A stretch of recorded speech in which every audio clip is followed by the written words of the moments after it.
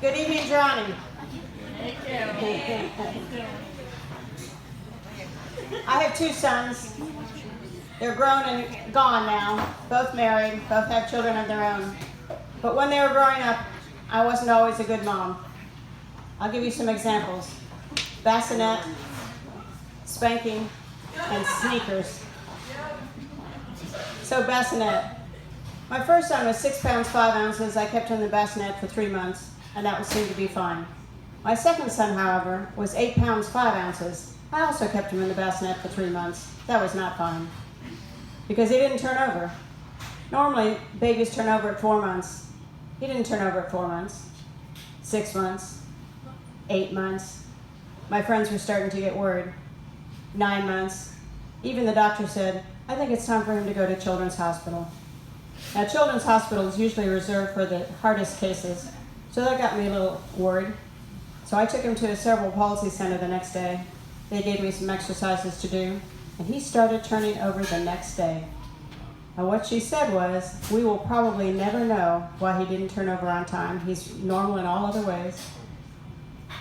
But now I know, because I didn't take him out of the bassinet. Bad mom. So, spanking. I don't know if spanking's still a thing. We spanked our kids when they were little. I don't think parents do it anymore. Can anyone tell me if parents do this anymore? No. No, considered bad. Yes. No. My grandchildren were not spanked, so I kind of had a clue that was ending. But when my kids were little, I spanked them. Now it only works up until about 2 or 3 years old, and then it stops working.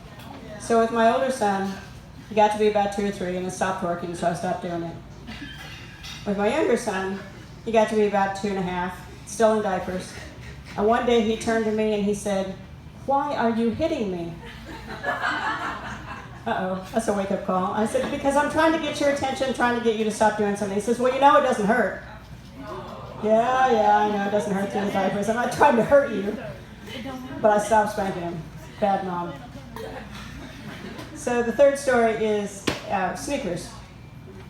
The younger son grew like gangbusters. The older son, I could buy him new clothes and new sneakers every summer, and they would last all school year. Younger son, he barely lasted 6 months before he was out of his clothes and out of his shoes. I got tired of buying him new shoes, but I didn't want him to hurt his feet, so I'd buy him new shoes. Until the time came, he was about 10 years old, and celebrities had started putting their names on sneakers and doubling and tripling the price. And I was not willing to put money in their pocket.